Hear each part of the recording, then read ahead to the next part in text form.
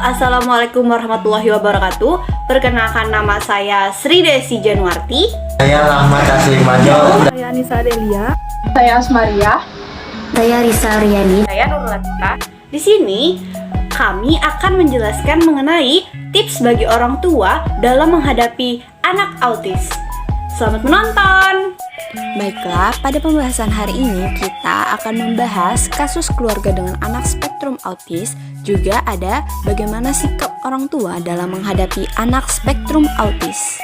Nah, teman-teman sekalian pasti penasaran kan gimana sikap orang tua menghadapi anak spektrum autis? Di sini akan kami jelaskan.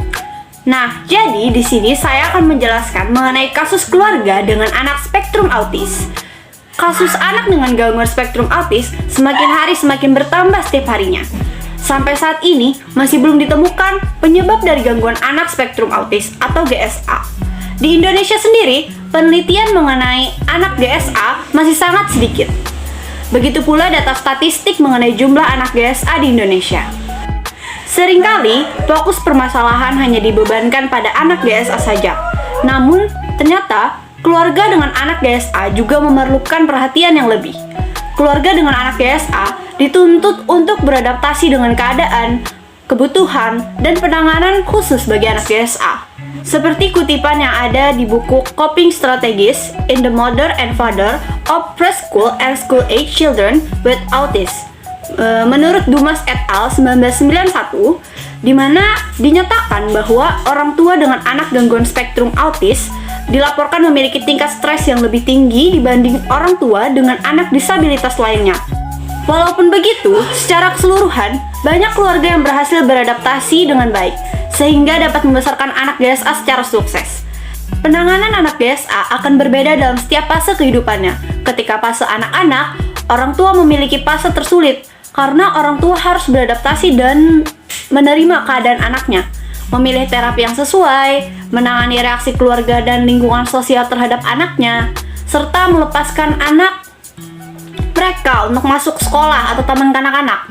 Saat ini ada banyak sekolah inklusi di Indonesia yang dapat menjadi alternatif pilihan pendidikan bagi anak GSA. Anak GSA akan belajar bersama dengan anak reguler. Sebenarnya, kedua orang tua dari anak GSA memiliki bebannya masing-masing.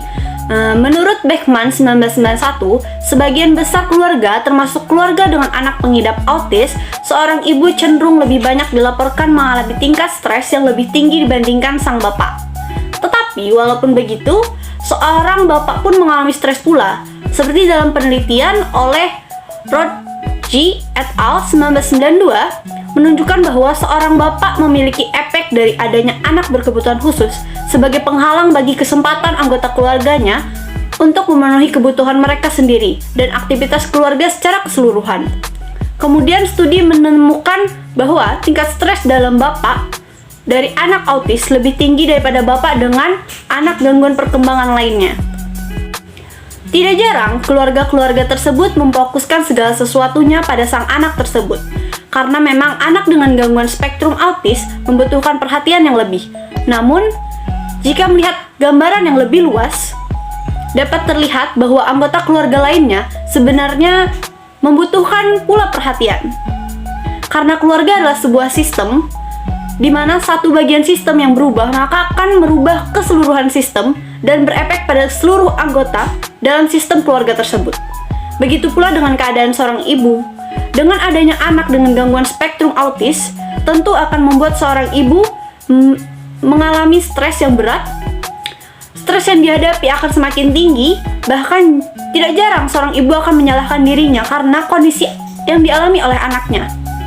Menurut Jiranja tahun 10, problem orang tua yang memiliki anak autis mengalami sebagai masalah dan krisis mulai dengan pertimbangan anak autistik dan tahap-tahap kehidupan yang dilewati oleh keluarga yang bersangkutan. Jiranja menyebutnya sebagai anak krisis. Adapun jenis-jenis krisis yang bisanya dipahami oleh orang tua yang memiliki anak autistik adalah sebagai berikut. 1. Saat terima diagnosis anak. 2. Gangguan kesehatan anak. 3. Menghadapi keluarga besar dan masyarakat. 4. Masalah perkawinan. 5. Anak autis yang masuki sekolah dan remaja. Sikap orang tua dalam menghadapi anak dengan gangguan spektrum autis. Yang pertama, sikap Anda harus menemui dokter. Apabila Anda menduga anak Anda mengidap autis, Anda harus menemui dokter ahli dan meminta diagnosis. Yang kedua, melatih kefokusan sang anak. Contohnya, jangan menekan anak untuk menguasai banyak hal atau banyak kemampuan. Akan tetapi perlu dilatih secara bertahap. Latihan ini harus dilakukan dengan hangat, sabar, dan konsisten. Menerapkan norma dan tugas, memberi arahan kepada anak, sangat penting untuk melatih kefokusan dan konsentrasi pada anak. Yang ketiga, tidak memaksakan suatu aktivitas kepada anak. Contohnya mencoba membantu, mempermudah, dan menyederhanakan. Sebaiknya anak diberi pilihan aktivitas yang mudah. Tindakan ini akan melatih indera kontrol dan stabilitas anak. Yang keempat, tidak memberi banyak informasi atau kata-kata terhadap anak. Menggunakan kalimat pendek dan bahasa yang sederhana untuk menyampaikan maksud kepada mereka. Yang kelima, mengatur sikap sang anak. Contohnya harus tetap konsisten dan tetap berusaha mengurangi stres pada anak. Sikap anak dapat dilatih dengan melakukan perubahan sikap sosial yang positif dan dilakukan secara rutin. Selanjutnya, sikap orang tua dalam menghadapi anak dengan spektrum autis, yaitu apabila berkata kepada anak autis, kita harus menggunakan kalimat sederhana dan jelas maknanya. Juga sebaiknya kita menghindari penggunaan kalimat singkatan, ejekan, kalimat bermakna ganda, atau juga idiom. Terus di sini juga ada tetap konsisten.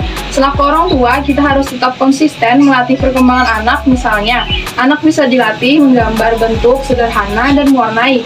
Kita juga perlu melatih berhitung dengan variasi penjumlahan, pengurangan, perkalian, dan pembagian. Nah, apabila terjadi peningkatan kemampuan pada anak, kita dapat menambah dengan latihan yang lain. Terus juga di sini terakhir, tidak terlalu terkejut dengan hasil evaluasi kemampuan atau keahlian anak. Dari hasil latihan kemampuan pada anak autis, dilaporkan bahwa di antara mereka ada yang memiliki kemampuan mengingat setiap kata dari buku yang dibacanya atau dari pidato yang didengar. Akan tetapi mereka senantiasa lupa membawa buku atau pensil di kelas. Autisme memang sering membingungkan orang tua. Oleh karena itu, Anda jangan terkejut apabila anak Anda mengalami seperti contoh tadi. Di sini saya akan menjelaskan tentang sikap orang tua terhadap anak yang mengalami spektrum autis, yaitu membangkitkan kepercayaan dirinya, memperlihatkan minat dan bakatnya, senantiasa bekerja sama, serta senantiasa memahami anak. Membangkitkan kepercayaan dirinya itu seperti rasa percaya diri anak itu dapat dibangkitkan melalui teknik-teknik pengolahan perilaku, seperti menggunakan kalimat penguat yang positif, misalnya berikan pujian apabila anak telah makan dengan tertib atau berhasil melakukan sesuatu dengan benar. Sedangkan memperlihatkan minat dan bakatnya itu seperti memperhatikan kecenderungan anak, itu seperti gerak-gerik anak sejak dini. Misalnya, jika anak selalu bergerak terus tanpa henti, kita tidak perlu panik, akan tetapi perhatikan tujuan anak dari kreativitasnya. Senantiasa bekerja sama itu, orang tua perlu bekerja sama mengondisikan perkembangan anak. Kerjasama ini dapat dilakukan dengan anggota keluarga, guru di sekolah, dan lingkungan sekitarnya. Dan terakhir, senantiasa memahami anak itu. Pemahaman mengenai autisme itu sangat penting karena mempengaruhi perlakuan orang tua terhadap anaknya. Kurang mampu mengorganisasi kegiatan, anak autis memerlukan pelatihan kemampuan mengatur diri sendiri menggunakan langkah-langkah kecil yang spesifik. Pelatihan ini dapat meningkatkan kemampuan anak dalam bidang sosial dan akademis. 2. Anak autis memiliki kendala dengan pemikiran yang bersifat abstrak dan konseptual. Apabila berkomunikasi dengan anak autis, sebaiknya menggunakan bahasa yang konkret dan menghindari pertanyaan yang membutuhkan penjelasan. 3. Perilaku yang tidak wajar pada anak autis mengidentifikasi adanya stres. Stres ini dapat dikurangi dengan mengizinkan anak bermain di luar atau membantu anak-anak tersebut menghadapi stres yang sedang terjadi. 4. Perilaku anak autis. Jadi, apabila anak autis merasa terganggu atau sedang marah, sebaiknya Anda segera membantunya mengatasi masalah tersebut. Misalnya dengan bermain pelan atau mendiskusikan hal-hal yang telah membuat marah atau terganggu. Jadi, dapat saya simpulkan bahwa kasus anak dengan gangguan spektrum autis semakin hari semakin bertambah setiap harinya. Sampai saat ini masih belum ditemukan penyebab dari gangguan spektrum autis atau GSA. Sikap orang tua dalam menghadapi anak autis yang pertama dilakukan adalah menemui dokter untuk melakukan diagnosa. Selanjutnya, membimbing anak untuk melatih fokusnya, mengatur sikapnya, dan selalu memahami apa yang dilakukan anak tersebut. Baik, terima kasih untuk teman-teman yang sudah menonton presentasi kami. Semoga informasi yang kami bagikan bermanfaat. Assalamualaikum warahmatullahi wabarakatuh.